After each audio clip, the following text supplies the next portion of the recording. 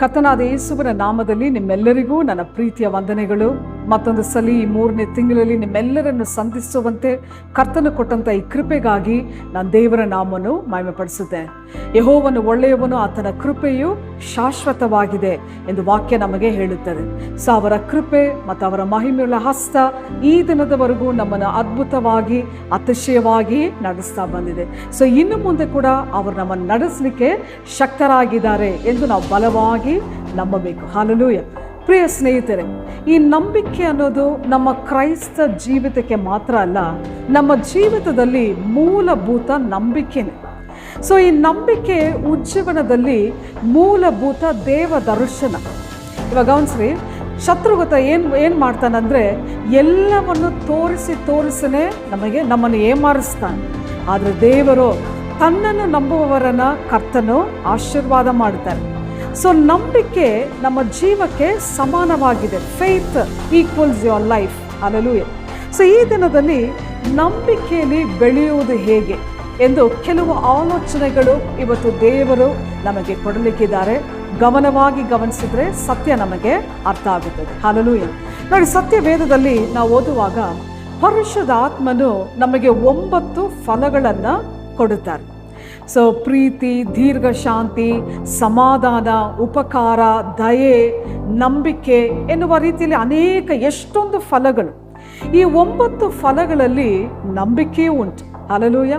So ಅದೇ ರೀತಿ 9 ವಿಧವಾದ ವರಗಳಲ್ಲಿ ಕೂಡ ನಂಬಿಕೆ ಉಂಟು. ಈ ವರಗಳಲ್ಲಿ ತುಂಬ ಪ್ರಧಾನವಾದ ವರ ಯಾವುದಂದ್ರೆ ಪ್ರವಾದನೆಯ ವರ. ಆದರೆ ನಂಬಿಕೆ ಇಲ್ಲ ಅಂದರೆ ಈ ಪ್ರವಾದನೆಯ ವರ ಕೆಲಸ ಮಾಡುವುದಿಲ್ಲ. ಹಾಗಾದರೆ ನಂಬುವವರು ಭಾಗ್ಯವಂತರು. ಹಲ್ಲೆಲೂಯಾ. ಸೊ ನಮ್ಮ ಜೀವಿತದಲ್ಲಿ ದೇವರು ಎಷ್ಟು ಆಲೋಚನೆಗಳು, ಹಿತಕರವಾದ ಯೋಜನೆಗಳು, ಆಲೋಚನೆಗಳು ಇಟ್ಟಿದ್ರೂ ನಂಬಿಕೆ ಇಲ್ಲ ಅಂದರೆ ಅದು ಕೆಲಸಕ್ಕೆ ಬಾರದು. ಸೊ ಅದೇ ರೀತಿಯಲ್ಲಿ ವರದಲ್ಲಿ ಪ್ರವಾದನೆಯ ವರ ಎಷ್ಟು ಶ್ರೇಷ್ಠವಾದ ವರನೋ ಅದಕ್ಕಿಂತ ಶ್ರೇಷ್ಠವಾದದ್ದು ನಂಬಿಕೆ. ಹಲ್ಲೆಲೂಯಾ. ಸೊ ಅದೇ ರೀತಿಯಲ್ಲಿ ಈ ದಿನದಲ್ಲಿ ಈ ನಂಬಿಕೆಯಲ್ಲಿ ಬೆಳೆಯುವುದು ಹೇಗೆ, how to grow in faith, ಅದಕ್ಕೆ ಇವತ್ತು ಒಂದೇ ಒಂದು ವೇದ ವಚನವನ್ನು ನಾವು ಓದಲಿಕ್ಕಿದ್ದೇವೆ. ನಾವು ತೆಗೆದುಕೊಳ್ಳೋಣ ರೋಮ 4ನೇ ಅಧ್ಯಾಯ 21ನೇ ವಚನವನ್ನು ನಾನು ಓದ್ತೇನೆ. Romans chapter 4 versus 21. ದೇವರನ್ನು ಘನಪಡಿಸುವವನಾಗಿ ಆತನು ತನ್ನ ವಾಗ್ದಾನವನ್ನು ನೆರವೇರಿಸುವುದಕ್ಕೆ ಸಮರ್ಥನೆಂದು ಪೂರ ಭರವಸೆವಿಟ್ಟು ದೃಢ ನಂಬಿಕೆ ಉಳ್ಳವನಾಗಿದ್ದನು ಎಂದು ಇಲ್ಲಿ ವಾಕ್ಯ ನಮಗೆ ಹೇಳುತ್ತದೆ. ಅನೇಕರಿಗೆ ನಂಬಿಕೆ ಇದೆ ಅಲ್ಲವಾ? ಅನೇಕರಿಗೆ ನಂಬಿಕೆ ಇದೆ. ಆದರೆ ಆ ನಂಬಿಕೆ ಬಲಹೀನವಾದರೆ ಹಾಗೆಯೇ ಅಲ್ಲಾಡಿ ಬಿಡುತ್ತದೆ. ಇಲ್ಲಿ ವಾಕ್ಯ ನಮಗೆ ಹೇಳುತ್ತದೆ, ಅಬ್ರಹಾಮನ ನಂಬಿಕೆ ಬಲವಾದ ನಂಬಿಕೆ, ದೃಢ ನಂಬಿಕೆ ಉಳ್ಳವನಾಗಿದ್ದನು ಎಂದು ವಾಕ್ಯಲ್ಲಿ ನಮಗೆ ಹೇಳುತ್ತದೆ. ನೋಡಿ, ನಮ್ಮ ನಂಬಿಕೆಯಲ್ಲಿ ಪ್ರಾರಂಭಿಸಿದ ತಕ್ಷಣ ಶತ್ರು ನಮ್ಮ ಹತ್ರ ಬಂದು ಇದೆಲ್ಲ ನಡೆಯುತ್ತದಾ, ಇದೆಲ್ಲ ಸಾಧ್ಯನಾ ಅಂತ ಹೇಳ್ತಾರೆ. ಅಂಥ ಸಮಯದಲ್ಲಿ ಹೌದಲ್ವಾ, ಇದು ಹೇಗೆ ನಡೆಯುತ್ತದೆ ಅಂದರೆ ಮುಗಿದೋಯಿತು. Plus minus is equal to minus. ಆದರೆ ಇಲ್ಲಿ ಅಬ್ರಹಾಮನ ನಂಬಿಕೆ ಬಲವಾದ ನಂಬಿಕೆ, ದೃಢ ನಂಬಿಕೆ ಉಳ್ಳವನಾಗಿದ್ದನು. ಆತನು ಪೂರ್ಣ ನಿಶ್ಚಯದಿಂದ ಆತನು ನಂಬಿದನು. ಹೇಗೆ ಅವನು ದೃಢ ನಂಬಿಕೆ ಉಳ್ಳವನಾಗಿದ್ದನು ಎಂದು ನಾವು ನೋಡಿದ್ರೆ, ವಾಗ್ದಾನ ಮಾಡಿದ್ದು ಯಾರು?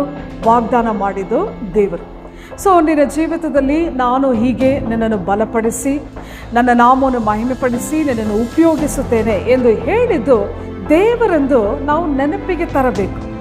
ಇವತ್ತು ನೋಡಿ, ಅನೇಕರು ದೇವರನ್ನು ನಂಬುವುದಿಲ್ಲ, ಆದರೆ ದೇವರನ್ನು ನಂಬುವಾಗ ಅವರು ವಾಗ್ದಾನ ಮಾಡಿದರು. ಹಲ್ಲೆಲೂಯಾ. ಅವರು ವಾಗ್ದಾನ ಮಾಡಿದ್ದನ್ನು ದೇವರು ನೆರವೇರಿಸಲು ಬಲ್ಲವರಾಗಿದ್ದಾರೆ ಎಂದು ನಂಬುವುದೇ ನಮ್ಮ ಜವಾಬ್ದಾರಿ. ಹಲ್ಲೆಲೂಯಾ. ಇವತ್ತು ದೇವರು ನಮ್ಮ ಕಣ್ಣುಗಳನ್ನು ತೆರೆಯಲಿ. ನೋಡ್ರಿ, ನಾವು ಯಾವಾಗಲೂ ನಮ್ಮ ಹಣವನ್ನು ನಾವು ನಂಬುತ್ತೇವೆ, ನಮ್ಮ ಬಲವನ್ನು ನಂಬುತ್ತೇವೆ, ನಮ್ಮ ಸಾಮರ್ಥ್ಯವನ್ನು ನಂಬುತ್ತೇವೆ, ನಮ್ಮ ಭಕ್ತಿಯನ್ನು ನಂಬುತ್ತೇವೆ. ಅದಕ್ಕೆ ಮಿಗಿಲಾಗಿ ನಾವು ನಂಬದೆ ನಾವು ಸೋತು ಹೋಗಿಬಿಡುತ್ತೇವೆ.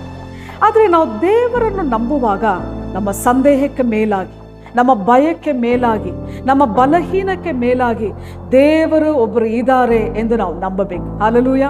ನಮ್ಮ ನಂಬಿಕೆಯನ್ನು ನಾವು ಕಳ್ಕೊಳ್ಳಬಾರದು. ನಂಬಿಕೆ ಅನ್ನೋದು ಹೋರಾಟ. ನಂಬಿಕೆ ಅನ್ನೋದು ಸಾಧಾರಣವಾದದಲ್ಲ, ಅದು ಹೋರಾಟನೇ.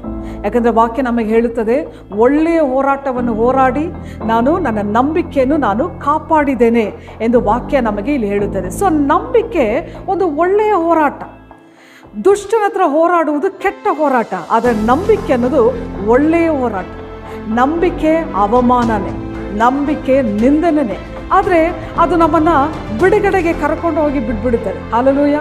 ನಮ್ಮನ್ನು ಪರಲೋಕದ ದೇವರ ಮುಂದುಗಡೆ ನಮ್ಮನ್ನು ನಿಲ್ಲಿಸಿಬಿಡುತ್ತಾರೆ. ಹಲ್ಲೆಲೂಯಾ. ಸೊ ನಂಬಿಕೆ ಅನ್ನೋದು ಒಳ್ಳೆಯ ಹೋರಾಟ.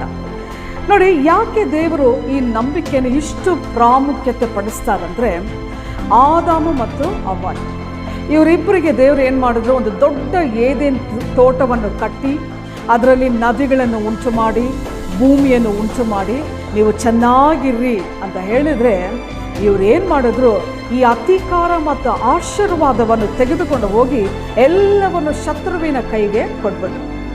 ಇವಾಗ ದೇವರು ನೋಡಿದ್ರು, ಶತ್ರುವೇ ನೀನು ಹೀಗೆ ಮಾಡ್ತೀಯಾ, ಹಾಗಾದರೆ ನನಗೆ ಒಂದು ಮಾರ್ಗ ಇದೆ, ಅದು ನಂಬಿಕೆಯ ಮಾರ್ಗ. ಹಲ್ಲೆಲೂಯಾ.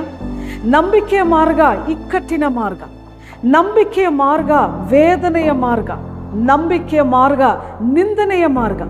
ಆದರೆ ರೂಪಿಸಿ ದೇವರು ಕೊಟ್ಬಿಟ್ರೆ ಶತ್ರು ಹತ್ರ ಬರೋದೇ ಇಲ್ಲ. ಹಲ್ಲೆಲೂಯಾ. ಸೊ ಇವಾಗ ನಮ್ಗೆ ಗೊತ್ತಾಗುತ್ತದೆ ಯಾಕೆ ದೇವರು ನಮ್ಮನ್ನು ನಂಬಿಕೆಯ ಮಾರ್ಗದಲ್ಲಿ ನಡೆಸ್ತಾ ಇರೋದು. ಹಲ್ಲೆಲೂಯಾ. ಸೊ ಇಸ್ರಾಯೇಲ್ ಜನರನ್ನು ಅರಣ್ಯ ದೇಶದಲ್ಲಿ ಅವರನ್ನು ನಡೆಸಿ ಮನ್ನದಿಂದ ಪೋಷಿಸಿ, ಮನುಷ್ಯನು ರೊಟ್ಟಿಯಿಂದ ಮಾತ್ರ ಬದುಕುವುದಲ್ಲ, ದೇವರ ಮಾತಿನಿಂದ ಬದುಕುವನು ಎಂದು ಅರಿವು ಉಂಟು ಮಾಡಿನೇ ದೇವರು ಕಾನಾನ್ ದೇಶವನ್ನು ಕೊಟ್ಟರು. ಹಾಗೆ ಕೊಡುವಾಗ ದೇವರು ಹೇಳಿದು, ನನ್ನ ಕೈನ ಸಾಮರ್ಥ್ಯದಿಂದಲ್ಲ, ಎಚ್ಚರಿಕೆಯಾಗಿರು ಎಂದು ಹೇಳಿನೇ ದೇವರು ಕಾನಾನ್ ದೇಶವನ್ನು ಕೊಟ್ಟರು. ಸೊ ರೂಪಿಸದೆ ದೇವರು ಯಾವುದು ನಮ್ಮ ಕೈಗೆ ಕೊಡುವುದಿಲ್ಲ. ಇವತ್ತು ನೋಡ್ರಿ, ಅನೇಕರು ಪ್ರಾರ್ಥನೆ ಮಾಡುವಾಗ ಪ್ರಾರ್ಥನೆ ಮಾಡಿದ ತಕ್ಷಣ ಅವ್ರಿಗೆ ಉತ್ತರ ಬೇಕು, ಇಮ್ಮಿಡಿಯೇಟ್ ಆಗಿ ಅವರಿಗೆ ಉತ್ತರ ಬೇಕು. ಯಾಕೆ ಉತ್ತರ ಬಂದಿಲ್ಲ, ತಕ್ಷಣ ಯಾಕೆ ಉತ್ತರ ಬಂದಿಲ್ಲ ಅಂತ ಅನೇಕರು ಕೇಳಿದ್ದಾರೆ. ಆದರೆ ಒಂದು ಆಶೀರ್ವಾದವನ್ನು ನಾವು ಪಡೆದುಕೊಳ್ಳುವುದಕ್ಕೆ ಮುಂಚೆ, ಇಲ್ಲಾಂದರೆ ಒಂದು ವರವನ್ನು ನಾವು ಪಡೆದುಕೊಳ್ಳುವುದಕ್ಕೆ ಮುಂಚೆ ನಾವು ರೂಪಿಸಲ್ಪಟ್ಟಿದ್ದೀವಿ.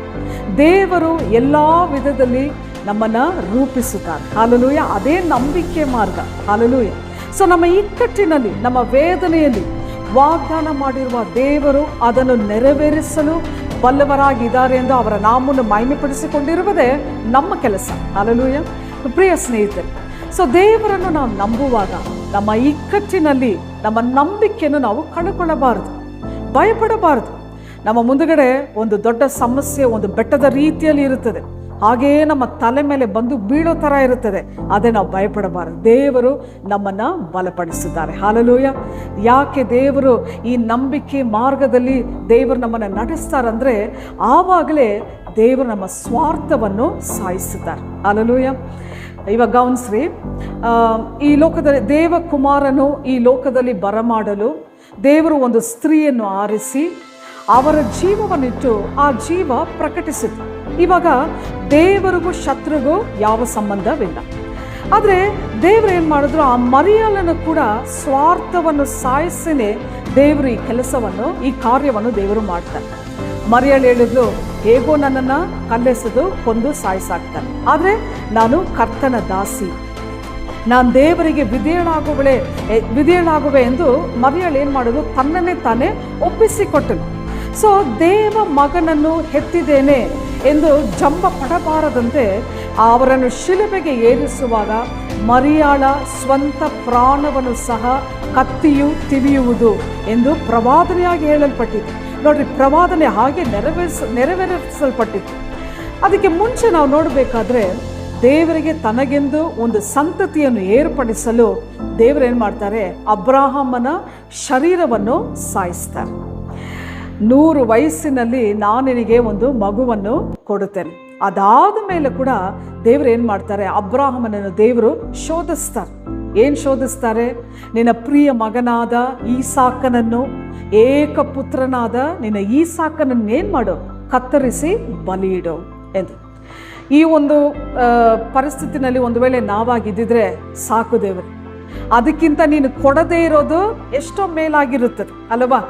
ಕೊಟ್ಟು ಈ ರೀತಿಯಾದ ಶೋಧನೆನ ಎಂದು ನಾವು ಕೇಳ್ತಾ ಇದ್ದೀವಿ. ಆದರೆ ಈ ಸಾಕನನ್ನು ಅಬ್ರಾಹಮನು ಬಲಿಯಿಟ್ಟನು, ಬದಲಾಗದೇ ಇರುವ ಒಂದು ಸತ್ಯವಿದೆ. ಸೊ ಆತನು ಆ ಬಲಿಪೀಠದ ಮೇಲೆ ತನ್ನ ಮಗನನ್ನಿಟ್ಟು ಅವರು ಕತ್ತರಿಸುವಾಗ ಆತನ ಹೃದಯ ಹೇಗಿದ್ದಿರುತ್ತದೆ. ಸೊ ಆ ಮೂಲಭೂತನೇ ಇಸ್ರಾಯೇಲಿನ ದೇವರ ನಾಮಕ್ಕೆ ಮಹಿಮೆ ಉಂಟಾಗಲು ದೇವರು ಉಂಟು ಮಾಡಿದ ಆಶೀರ್ವಾದ. ಹಲ್ಲೆಲೂಯಾ. ನಮ್ಮ ನಂಬಿಕೆಯಲ್ಲ, ಒಂದೇ ಹೃದಯ, ಒಂದೇ ಮನಸ್ಸುಳ್ಳ ದೊಡ್ಡ ಸಂಖ್ಯೆ ಜನರಾಗಿ ದೇಶವನ್ನು ದೇವರು ಬದಲಾಯಿಸಲು ಬಲವರಾಗಿದ್ದಾರೆ. ಹಲ್ಲೆಲೂಯಾ. ಸೊ ದೇಶವನ್ನು ನಡುಗಿಸಿ ಆರೋನಿನ ಶಿರಸ್ಸಿನ ಮೇಲೆ ಸುರಿಸಿದ ಅಭಿಷೇಕವನ್ನು ದೇವರು ಸುರಿಯುವಂತೆ ಮಾಡಿ ಕರ್ತನೇ ದೇವರೆಂದು ತಿಳಿಯದೇ ಇರುವ ಜನರಿಗೆ ದೇವರು ತಿಳಿಯಪಡಿಸಿದ್ದಾರೆ. ಇದೇ ನಮ್ಮ ನಂಬಿಕೆ. ಹಲ್ಲೆಲೂಯಾ. ಸೊ ದೇವರನ್ನು ಆರಾಧಿಸಿ, ದೇವರು ಯಾವ ಉದ್ದೇಶಕ್ಕೆ ದೇವರು ನಮ್ಮನ್ನು ಆರಿಸಿದಾರೋ ಆ ಉದ್ದೇಶಕ್ಕಾಗಿ ನಾವು ದೇವರ ನಾಮವನ್ನು ನಾವು ಮಹಿಮೆ ಪಡಿಸಬೇಕು ಮತ್ತು ದೇವರು ವಾಗ್ದಾನ ಮಾಡಿದ್ದನ್ನು ನಾವು ನಂಬಬೇಕು. ಇಲ್ಲಿ ನೋಡಿ, ನಾವು ಈ ವಾಕ್ಯದಲ್ಲಿ ಓದಿರೋ ಪ್ರಕಾರ ಅಬ್ರಹಾಮನು ದೃಢ ನಂಬಿಕೆ ಉಳ್ಳವನಾಗಿದ್ದನು, ಆತನ ಪೂರ್ಣ ನಿಶ್ಚಯದಿಂದ ಆತನು ನಂಬಿದನು ಎಂದು ವಾಕ್ಯ ನಮಗೆ ಇಲ್ಲಿ ಹೇಳುತ್ತದೆ. ಸೊ ದೇವರನ್ನು ಸ್ತುತಿಸಿ ಅವರ ನಾಮವನ್ನು ಮಹಿಮೆ ಪಡಿಸಿಕೊಂಡೇ ಇರಬೇಕು. ಸೊ ದೇವರನ್ನು ನಂಬುವಾಗ ಅವರ ಅತಿಶಯಗಳನ್ನು ಅದ್ಭುತಗಳನ್ನು ಮಾಡುವ ದೇವರಾಗಿದ್ದಾರೆ. ಅದುವರೆಗೂ ನಾವು ದೇವರನ್ನು ನಂಬಬೇಕು. ಸೊ ಸೋತು ಹೋಗಬಾರದು, ನಂಬಿಕೆಯನ್ನು ಕಳ್ಕೊಳ್ಳಬಾರದು, ಸಂದೇಹ ಪಡಬಾರದು. ದೇವರಾದ ಕರ್ತನು ನಿಮ್ಮನ್ನು ಆಶೀರ್ವದಿಸಿ, ನಿಮ್ಮನ್ನು ಘನಪಡಿಸಿ, ನಿಮ್ಮನ್ನು ಆಶೀರ್ವದಿಸುವವರಾಗಿದ್ದಾರೆ. ಒಂದು ಚಿಕ್ಕ ಪ್ರಾರ್ಥನೆಯನ್ನು ಈ ಸಮಯದಲ್ಲಿ ನಾವು ಮಾಡೋಣ. ಪ್ರೀತಿ ಸ್ವರೂಪನಾದ ನಮ್ಮ ತಂದೆಯಾದ ದೇವರೇ, ಈ ಒಂದು ಪ್ರಾರ್ಥನೆಯ ಸಮಯಕ್ಕಾಗಿ ಸ್ತೋತ್ರ, ನಿನ್ನ ಕೃಪೆಗಳಿಗಾಗಿ ಸ್ತೋತ್ರ. ನಮ್ಮ ನಂಬಿಕೆಯನ್ನು ಘನಪಡಿಸುವಾತನೇ ನಿನ್ನ ನಾಮಕ್ಕೆ ಮಹಿಮೆ ಉಂಟಾಗಲಿ. ಉಜ್ಜೀವನ ಲೋಕವೆಲ್ಲ ಬಹಿರಂಗಪಡಿಸಲು ನಿನ್ನ ಸರ್ವಶಕ್ತನು. ಈ ಸಂದೇಶವನ್ನು ಕೇಳುವ ಪ್ರತಿಯೊಬ್ಬರ ಮೇಲೆ ನಿನ್ನ ಮಹಿಮೆ ಹಸ್ತವು ಇಳಿದು ಬರಲಿ. ದೇವರೇ, ಅವರ ನಂಬಿಕೆಯನ್ನು ನೀನು ಘನಪಡಿಸೆಂಬುದಾಗಿ ನಾವು ಬೇಡುತ್ತಾ ಇದ್ದೀವಿ. ಪ್ರಾರ್ಥನೆ ಕೇಳಿದಿಗಾಗಿ ಸ್ತೋತ್ರ, ಯೇಸುವಿನ ನಾಮದಲ್ಲಿ ಬೇಡುತ್ತೇನೆ ತಂದೆ, ಆಮೆನ್. ಕರ್ತನು ನಿಮ್ಮೆಲ್ಲರನ್ನು ಆಶೀರ್ವದಿಸಲಿ.